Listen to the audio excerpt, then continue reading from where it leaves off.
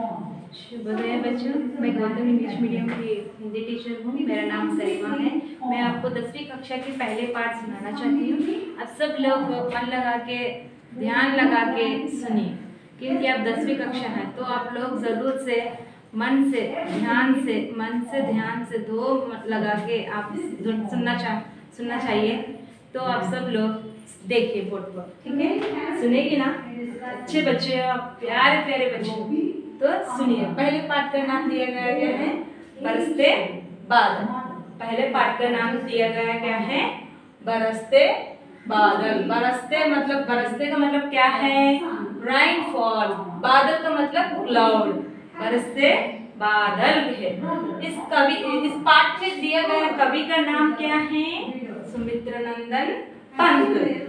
क्या है कवि का नाम? इस पाठ में दिया गया कवि का नाम क्या है? सुमित्रानंदन पंत। सुमित्रानंदन पंत। कवि को अंग्रेजी में क्या कहते हैं? पोएट बोलते हैं। तो सब लोग तो सुमित्रानंद पंत जी इस पाठ में बरसते बादल दिए गए हैं ना, तो इसके बारे में मैं आपको वर्णन किया जाती हूँ, तो आप सब लोग ध्यान से सुनिए। सुमित्रानंद पंत जी इस पाठ में दिया गया है वर्ण क्या है मालूम? तो पंत जी कहते हैं, क्या कहते हैं? इस वर्ष ऋतु, इस वर्ष ऋतु की बहुत सुंदर होती है। इस वर्ष ऋतु बहुत सुंदर होती है। पंत जी, सुमित्रानंद पंत जी क्या कहते हैं? वर्ष ऋतु बहुत सुंदर होती है करके पंत जी ने कहते हैं। उसमें भी सावन का महीना और अधिक सुंदर होता है। तो सुमित्रानंदन पंत जी क्या कहते हैं? वर्ष ऋतु बहुत सुंदर रहता है। तो उसमें से भी इसमें क्या है? सावन। वर्ष ऋतु कौन से महीने में आता है? सावन के महीने में आता है। वर्ष ऋतु कौन से महीने में आता है? सावन के महीने में आता है। सावन का मतलब क्या है? सावन का मतलब नाम है। Name of a month. Name of a month कहते हैं। सावन को क्या क्या कहते हैं? नेम ऑफ ए मंथ कहते हैं। सावन का मतलब श्रावण मास बोलते हैं ना, तो सावन के महीने में ही क्या है? महीना कहते हैं। सावन को महीना कहते हैं। श्रावण मास बोलते हैं ना, सावन के महीना का मतलब मंथ। महीना का मतलब क्या है? मंथ। और अधिक का मतलब ज्यादा। एक वो बोलते हैं ना, अधिक ज्यादा सुंदर होता है। सावन के महीने में वर्ष ऋतु बहुत सुंदर रहता है। अधिक से बहुत सुंदर रहता है वर्ष के समय में। तो सावन के वर्ष सबका मन मोहती है। तो सावन के वर्ष सबका मन मोहती है। तो सबका मन वर्ष के समय में, सावन के महीने में, वर्ष के समय में वर्ष ऋतु कैसा रहता है? प्रकृति का बहुत सुंदर रहता है। वो कौन कहते हैं इस पाठ में? कवि कहते हैं। कवि का नाम क्या है? सुमित्रानंदन पंत जी कहते हैं। बरसते बादल में ये पाठ दिया गया है। तो मैं आपको बोलने से समझ में नहीं आता है, तो इसलिए मैं यहाँ लिखा है। तो ये आप किताब में भी लिख सकते हो, ठीक है? ये भी पढ़ सकते हो। इसको अच्छे से मैं आपको एक्सप्लेन किया है। बरसते बादल का सुमित्रानंद पंत जी ने क्या कहा है कि मैं यहाँ लिख के मैं आपको सुनाया है। तो आप सब लोग मन लगा के सुनना है। तो आप सब लोग यहाँ किताब में भी लिख सकते हो, ठीक है? तो आपको समझ में आया है ना बरसते बादल का मतलब क्या है? सुमित्रानंदन पंत जी ने कहा है कि वर्ष ऋतु बहुत सुंदर रहता है। कौन से वर्ष ऋतु में, कौन से महीने में रहता है? सावन के महीने में। मैं बोला ना, सावन के महीने में, सावन का महीने में ही अधिक बहुत ज्यादा अधिक सुंदर रहता है वर्ष ऋतु। तो सावन का मतलब है श्रावण मास में वर्ष का सबका मन मोहती है। तो वर्ष के सावन के महीने में वर्ष मेघ भी बहुत सुंदर रहता है, तो सभी का मन भी बहुत खुश हो जाता है करके सुमित्रानंदन पंत जी ने इस पाठ में वर्ण किया गया है। तो बरसते बादल का मतलब ये है, वर्ष ऋतु में ही सावन के महीने में वर्ष ऋतु आ जाता है। तो आपको मैं अच्छे से इस कवि के बारे में, उनके बारे में इंट्रोड्यूस करूंगा, उनके बारे में आपको परिचय करूंगा। उनका जन्म कब हुआ है, उनका जन्म स्थान कहाँ हुआ है, और इन्होंने कितने प्रमुख अवार्ड्स लिया है, इनके कितने रचनाएं लिखा है, इनकी विशेषताएं क्या है, मैं आपको इनके बारे में बताती हूँ। किनके बारे में बताती हूँ मैं आपको? सुमित्रानंदन पंत जी के इनके बारे में मैं आपको कवि का परिचय बताती हूँ। अब सब लोग ध्यान से सुनिए, मन लगा के, ठीक है? सुनिए। कवि का मन, कवि का नाम क्या है? श्री सुमित्रानंदन पंत। इन कवि का नाम क्या है? श्री सुमित्रानंदन पंत। इनका जन्म स्थान, इनका जन्म स्थान कहाँ हुआ है? अल्मोड़ा जिले के कंसानी गांव में हुआ है। इनका जन्म स्थान कहाँ हुआ है? सुमित्रानंदन पंत जी का कहाँ हुआ है इनका जन्म स्थान? अल्मोड़ा जिले के कंसानी गांव में हुआ है, इनका जन्म स्थान हुआ है। इनका जीवन काल का मतलब बर्थ और डेथ दो भी एक सा लिखा है। जीवन काल कहते हैं हिंदी में। जीवन काल को इनका जन्म कब हुआ है? 1900 में हुआ है, और इनका निधन कब हुआ है? 1977 में हुआ है। इनका निधन मतलब डेथ बोलते हैं, मैंने बोला है ना डेथ। इनका बर्थ, डेट ऑफ बर्थ, ठीक है। प्रसिद्ध रचनियों,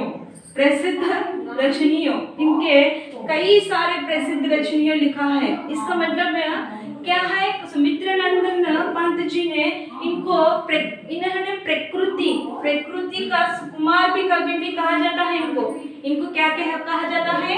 प्रकृति का सुकुमार। सुकुमार मालूम है ना? सुकुमार में तेलुगु में सुकुमार बोलते हैं, तेलुगु में सुकुमार बोलते हैं। तो प्रकृति का मतलब क्या है? नेचुरल।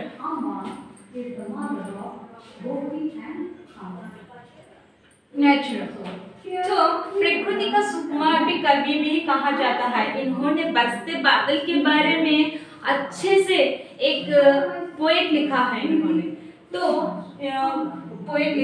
इन्होंने प्रकृति का सुकुमार भी कहा जाता है, ठीक है। तो इन्होंने कितने रचनाएं लिखा है पता है आपको?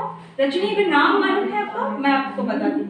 प्रसिद्ध रचनाओं वीणा, ग्रंथि, पल्लव, गुंजन, युगल, ग्राम्या, स्वर्णकिरण, कला और बूढ़ा चांद तथा चिदंबरा आदि एक्सेट्रा। चिदंबरा आदि बोलते हैं। आदि का मतलब क्या है? एक्सेट्रा बोलते हैं, ठीक है। तो देखो, सुमित्रानंद पंत जी ने प्रमुख सुकुमार भी कवि भी कहा जाता है। मैं आपको कहा था सुमित्रानंदन पंत जी के प्रकृति का सुकुमार कवि भी कहा जाता है। इनको ऐसे भी कहा जाता है, सुकुमार कवि भी करके भी कहा जाता है इनको। इसके लिए इनको प्रसिद्ध रचनाओं में लिखा है। रचनाओं के नाम क्या है? वीणा, ग्रंथि, पल्लव, गुंजन, युगल, ग्राम्या, स्वर्णकिरण, कला, बूढ़ा चांद तथा चिदंबरा आदि का मतलब एक्सेट्रा। इन्होंने कई प्रसिद्ध रचनाएं लिखा है। तो पुरस्कार अवार्ड्स भी मिला है इनको। पुरस्कार मतलब अवार्ड्स बोलते हैं। तो ज्ञानपीठ पुरस्कार बोलते हैं, ज्ञानपीठ पुरस्कार और साहित्य अकादमी और सोवियत रूस पुरस्कार अवार्ड दिया गया है। किनको अवार्ड दिया गया है? सुमित्रानंदन पंत जी को। श्री सुमित्रानंदन पंत जी को ज्ञानपीठ पुरस्कार अवार्ड दिया गया है। इनको प्रकृति के सुकुमार भी कवि भी कहा जाता है, ठीक है। इन्हें एक अच्छे कवि हैं, अच्छे से कवियां लिखते हैं, इसलिए इनको अच्छे से नाम आया है। तो और इनकी विशेषताएं क्या है? वे छायावाद के प्रमुख कवि है। इनके एक छायावाद के प्रमुख मुख्य नदी को बोलते हैं ना, तो मुख्य में कवि बोलते हैं। तो वे छायावाद के प्रमुख कवि है। इन्हें एक अच्छे कवि है, एक अच्छे कवि है। इन्होंने प्रकृति वर्ण के में बेजोड़ कवि मनाते हैं। देखो, इन्होंने प्रकृति वर्ण में बेजोड़ कवि मनाते हैं। इन्होंने बेजोड़ का मतलब क्या है? एक्सट्रीमली कवि कहते हैं इनको, और बेजोड़ के कवि भी मनाते हैं। ऐसा इनके बारे में मैं आपको अच्छे से बताया था, तो मैं आपको फिर भी एक बार से बताऊं।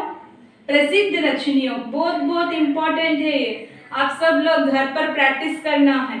सब लोग ये क्लास वर्क में लिखना है, CW में हेडिंग लिखना है और ये सब कुछ लिखना है। और ये कवि परिचय पहले लिख लीजिए, ये बहुत ज़रूरी है। ये पाठ में दिया गया कवि का नाम मुख्य है, इनके बारे में ही ये लेसन दिया गया है, तो इनके बारे में पहले मैं आपको परिचय लिखा है। तो ये आप सब लोग क्लास वर्क में लिखना है, तो ज़रूरी है, बहुत इम्पोर्टेंट है। आप सब लोग अच्छे से घर पर प्रैक्टिस कीजिए। समझ में आ गया ना? तो बरसते बादल के सुमित्रानंद पंत जी के बारे में यहाँ विवरण किया है, मैंने यहाँ लिखा है आपको, तो ये भी लिख सकते हैं। ये लिखने के बाद में ही ये लिख लो, ठीक है? तो अब ये क्लास वर्क में लिखना है, तो होमवर्क 2 बार लिखना है। HW में 2 टाइम्स लिखना है, 2 बार, 1 मिनट 2 बार लिखना है HW में। क्लास वर्क में 1 टाइम लिख लीजिए, 1 बार ही लिखना है क्लास वर्क में, तो आपको सबको मालूम है। तो आपको समझ में आ गया मेरा पाठ, तो मैं आपको फिर भी एक बार बता दूं, प्रसिद्ध रचनियों मतलब क्या है? वीणा, ग्रंथि, पल्लव, गुंजन, युगंध, ग्राम्य, स्वर्ण किरण, कला और गुड़ाचार तथा चिदंबर आदि एक्सेट्रा। बहुत मुख्य इम्पोर्टेंट है प्रसिद्ध रचनियों नाम है, ठीक है? आप सब लोग ध्यान से सुनिए। पुरस्कार का मतलब अवार्ड्स बोलते हैं, उसके अवार्ड्स के नाम क्या है? ज्ञानपीठ पुरस्कार, साहित्य अकादमी और सोवियत रूस पुरस्कार अवार्ड भी दिए गए हैं। इन्होंने इनके विशेष क्या है? एक छायावाद के प्रमुख कवि है, एक बहुत अच्छा आदमी है, तो इनके मुख्य आदमी है। इस लेसन में दिया गया कवि का नाम है, एक मुख्य आदमी कवि है सुमित्रानंदन पंत जी है। इन्होंने प्रकृति वर्ण जैसा बरसते बादल के प्रकृति का पूरा वर्ण किया है, ये बेजोड़ के कवि मनाते हैं, ठीक है? इन्होंने बरसते बादल के बारे में लिखा है। कौन लिखा है? सुमित्रानंदन पंत जी ने बरसते बादल के वर्ण करके ऐसा लिखा है। तो मैं आपको अच्छे से समझ में आया करके समझती हूँ। सब लोग अच्छे से घर पर प्रैक्टिस कीजिए। धन्यवाद, थैंक यू।